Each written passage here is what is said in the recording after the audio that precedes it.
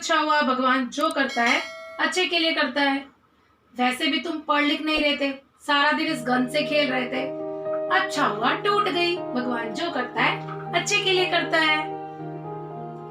Mummy इन सब बातों को छोड़ो, चलो स्टोरी टाइम हो गया, स्टोरी सुनाओ। स्टोरी मैं आपको सुनाती हूँ। और आज आपकी गन टूटी है और तब मैंने ये बोला कि जो हुआ अच्छा हुआ, तो आपने ये सोचा ना कि गन टूटने में भी अच्छा कैसे हुआ। देखो, भगवान जो करता है वो अच्छा ही करता है। इससे संबंधित मैं आपको एक कहानी सुनाती हूँ, एक राजा की कहानी। सुनोगे ना?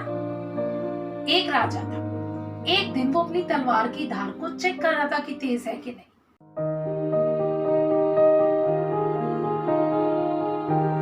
और चेक करते करते उसकी हाथ की उंगली उस तलवार की धार से कट गई और राजा एकदम घबरा गया, एकदम से सन्न रह गया कि ये क्या हो गया।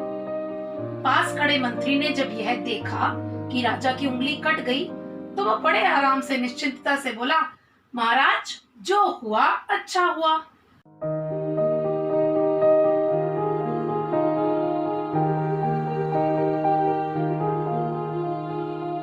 राजा गुस्से से एकदम लाल और उसे बहुत गुस्सा आया कि मंत्री मेरी उंगली के कटने पर ऐसा बोल रहा है कि जो हुआ अच्छा हुआ।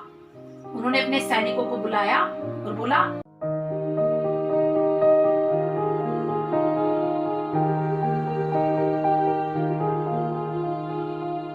इस मंत्री को जेल में डाल दो, मेरी उंगली कटने पर यह ऐसा बोल रहा है। अब जब सैनिक मंत्री को जेल की तरफ ले जा रहे थे, तब भी मंत्री क्या कहता है, जो हुआ अच्छा हुआ। अब सब हैरान कि राजा की उंगली के कटने पर भी मंत्री ने ये बोला कि जो हुआ अच्छा हुआ, और जब ये जेल की तरफ जा रहा है तब भी दुखी और परेशान नहीं हो रहा है, ये कह रहा है कि जो हुआ अच्छा हुआ। सब हैरानी में पड़ गए, सब हैरान हो गए। लेकिन मंत्री ईश्वर का धन्यवाद करता था हर परिस्थिति में। उसे ऐसा लगता था कि भगवान जो करता है वो अच्छा करता है। ऐसे धन्यवाद करता हुआ वो जेल की तरफ बढ़ता चला गया। अब क्या होता है, कुछ दिनों बाद राजा को शिकार के लिए जाना पड़ता है, और राजा जब शिकार पर जाता है तो वो शिकार करने की इच्छा से थोड़ा आगे निकल जाता है और उसके सैनिक उससे बिछड़ जाते हैं, अलग हो जाते हैं। राजा दूर जंगल में जब पीछे मुड़कर देखता है तो उसके सैनिक नहीं होते, वो रास्ता भटक चुका होता है।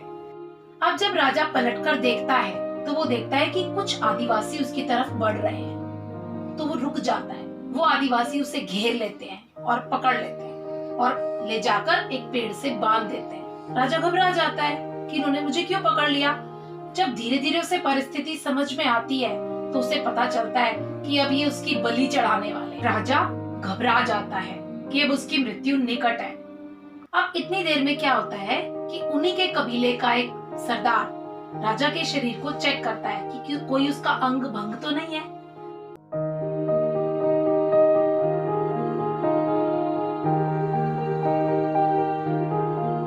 इतने में वो देखता है कि राजा की उंगली कटी हुई है, तो वो निराश हो जाता है कि इसकी तो बलि चढ़ा ही नहीं सकते क्योंकि इसका अंग भंग है, उंगली कटी हुई है।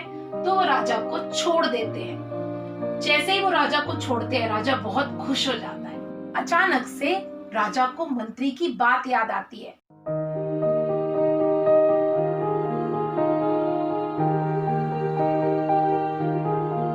कि जो हुआ अच्छा हुआ। राजा को याद आ जाता है मंत्री के वो शब्द कि सच में अगर मेरी उंगली ना कटी होती तो आज तो मेरी गर्दन ही कट जाती। हे भगवान, तूने जो किया अच्छा किया। वो मनी मन ईश्वर का धन्यवाद करता है और अपने मार्ग की तरफ आगे बढ़ जाता है। थोड़ी आगे चलने पर उसके सैनिक उसे ढूंढ रहे थे, जो उससे मिल जाते हैं और सैनिक राजा को अब महल की तरफ ले जाते हैं। अब तुम सोच रहे होंगे कि आगे क्या होता है। जैसे ही राजा महल में पहुंचता है, वो जाते ही सैनिकों को आदेश देता है कि जो मंत्री को जेल में डाला हुआ है उसको बाहर निकालो और मेरे पास लेकर आओ। सैनिक जाते हैं, मंत्री को लेकर आते हैं और राजा उससे प्रश्न पूछता है कि तेरी एक बात मुझे आज समझ में आ गई कि मेरी उंगली कटी तो अच्छा हुआ। आज मैं शिकार करने गया था और वहां पर आदिवासियों ने मुझे पकड़ लिया। अगर मेरी उंगली ना कटी होती तो मेरी बलि चढ़ा देते। तो मुझे तेरी ये बात तो समझ में आ गई मंत्री कि जो हुआ अच्छा हुआ। लेकिन जब तुझे जेल में डाला जा रहा था तब तूने यह क्यों कहा कि जो हुआ अच्छा हुआ। तो मंत्री मुस्कुराता है, हंसता है और जवाब देता है कि महाराज, मैं आपका खास मंत्री और मैं आपके साथ सब जगह जाता हूँ। अब आपने मुझे जेल में डाल दिया, इसलिए मैं आपके साथ नहीं गया।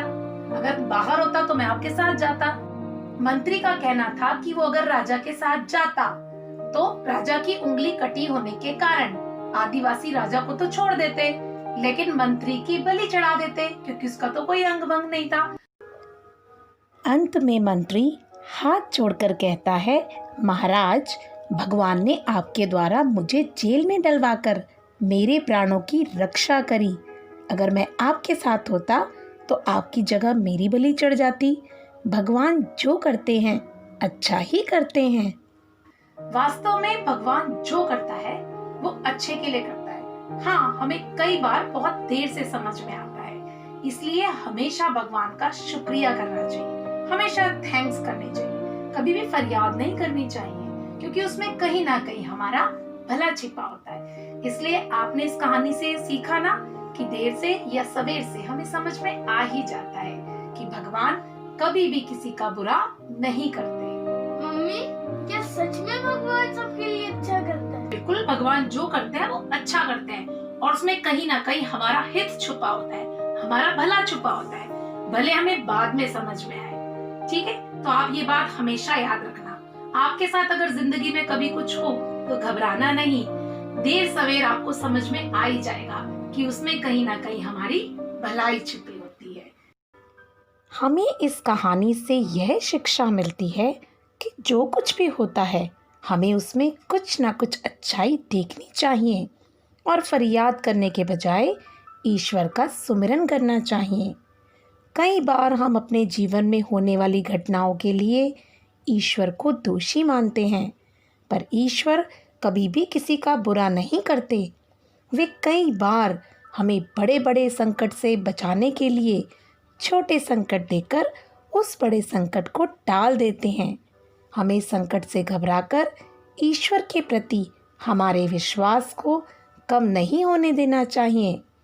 उस दिन हमारी सारी परेशानियां खत्म हो जाएंगी, जिस दिन हमें यकीन हो जाएगा कि हमारा सारा काम ईश्वर की मर्जी से होता है। इस तरह की ढेर सारी कहानियाँ सुनने के लिए हमारे चैनल को सब्सक्राइब करें और बेल आइकन दबाना ना भूलें।